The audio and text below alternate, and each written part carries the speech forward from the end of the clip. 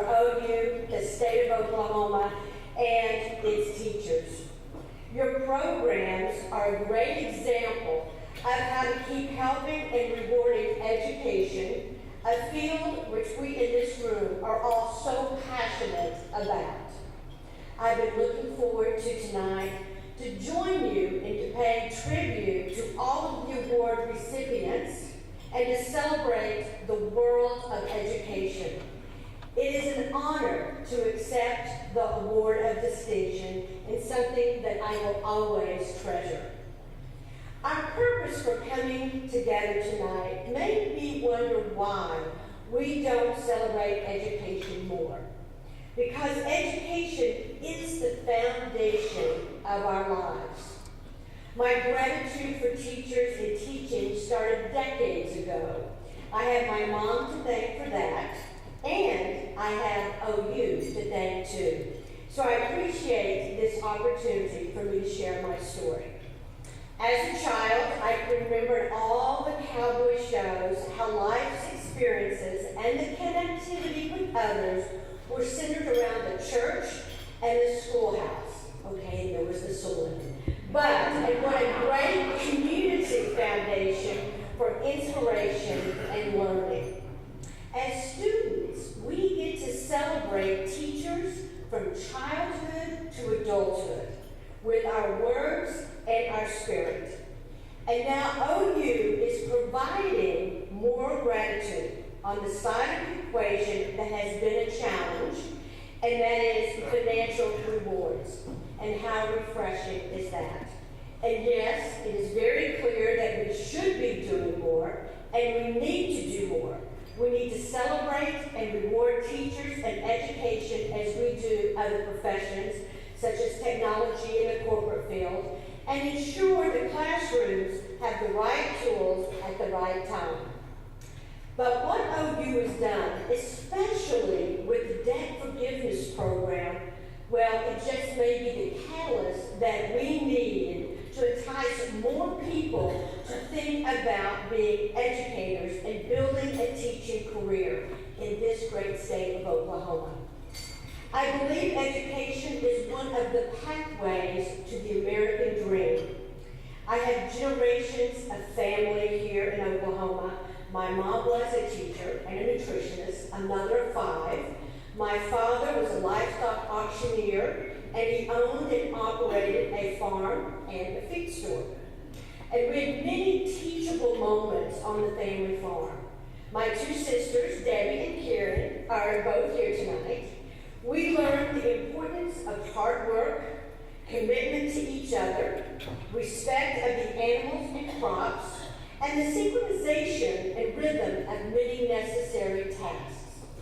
I'm proud of the ground that I grew up on, and my father taught me to recognize that. He said no matter where you are and no matter where you come from, everyone has something to offer. It was a passport to share with and learn from others. My mom showed me what community means. She always looked for another opportunity to serve. Not because it was convenient for her, but because she could see that people around her needed help. Her students needed her love of teaching, and they cherished her for it. Her commitment, her accountability, her compassion, and her connectivity with her students inspired me to major in the business education here at OU. Recognizing our roots help us also think about the future. The U.S. was legendary with its educational institutions. It reminds me of how students from all over the world came to get their education in America. They sought out the best so they could be the best. But are we the best in the world today? U.S. News and World Report says no, we're not. We are not number 1 anymore. So we're ranked 2, close to 3 currently. Not bad, but not the best. The U.S. is renowned for the great inventions. We were the first to put a man on the moon, after all. We need Elon Musk today as much as we needed Neil Armstrong then. And we invented the cell phone. Many of us in this room probably remember the massive device that was too big for any pocket, and now we can't imagine a life without that small, magical device today. We were the developers of the internet, radically changing the way we communicate and educate. And by the year 2005, the internet and cell phones changed our whole lives. It changed everything: our culture, communication, commerce, and technology. We can email, we can text, instant message, and so much more. A true transformation of how we receive information, process information, and deliver information. When I think about innovation, combining the old knowledge with the new knowledge, it reminds me when I grew up and we scoured the pages of the encyclopedia. Now all of that information and so much more is on demand and at our disposal in just a few clicks. It opens up the world to us. Today we are influenced by virtual reality, augmented reality, and artificial intelligence. Remember how IBM's Watson was the only one who could beat Ken Jennings in Jeopardy? Or how the UK now uses Janet as a high-speed network for research and the education community, bringing a whole new level of collaboration to better our world. We have a lot to celebrate and a lot to look forward to, but we cannot do it without education, and we cannot educate without teachers. American publisher William Feather said, "An education isn't how much you have committed to memory or even how much you know. It's being able to differentiate between what you do know and what you don't. It's knowing where to go to find out what you need to know, and it's knowing how to use that information you get." I get excited thinking about who might develop the next idea that we aren't even aware of. We need it. We don't even know what we need yet. But teachers help fuel students' hearts and minds to get us to next. They teach us how to analyze, to move forward, and open our minds. Now that is powerful. Yet we have to be tenacious in our efforts to make sure things are still happening. Remind ourselves that commitments to universities, K through 12, early education, teachers, students, and parents, and this will all pay off. As Ben Franklin said, an investment in knowledge pays the best interest. But if we all believe that, we would all be investing our money right here in education and celebrating and honoring our teachers and education more. I also think teaching kind of reverses itself. Some friends I grew up with are here, and some are educators, and my sister-in-law, Sue. And we can all attest to this. Ask any parent over 40, now, I said 40, 50, but anyway, ask any parent over 50 who gets a new computer, smart TV, or the latest iPhone. What happens next? Yes, it's our children who set them up in a matter of minutes to boot. So my son Matthew was supposed to be here tonight, but he got the flu. He almost made it through flu season, so he wasn't able to come.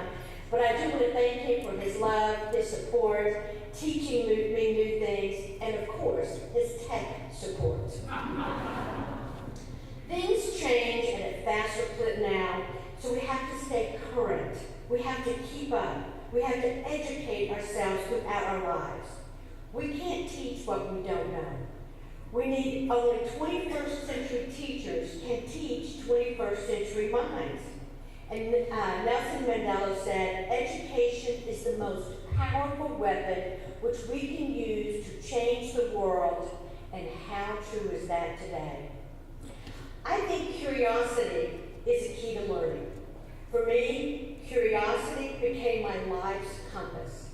I value that my career gave me the opportunity to be out in the world, seeing how people live and interact. I am fascinated with how people think, invent, take things we know and make them better for humankind. And it's why I enjoy being part of the companies across the globe. Today, I am committed to being a forever student and teacher, and my education taught me that. I know we all become teachers at some point in our families, in our careers, and in our communities. And what an amazing adventure we embark on as lifelong learners and teachers. I believe what most people remember when they look back on their life and life works, it's the teacher that made an impact, a lasting impression.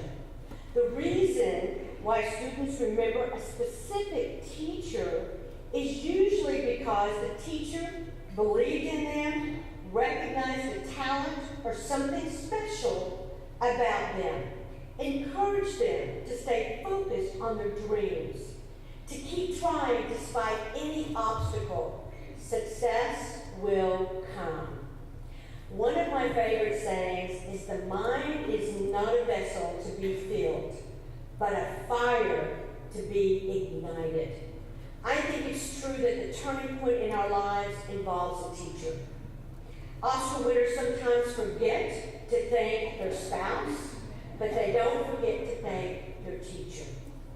Thank you, State Senator Michael Brooks, for being here, and thank you again, Dean Garn, and to Oklahoma Education Superintendent Joy Hoffmeister for your tenacity to keep education progressing, for helping bring innovative ideas together and the stimulus for teachers to build a meaningful career.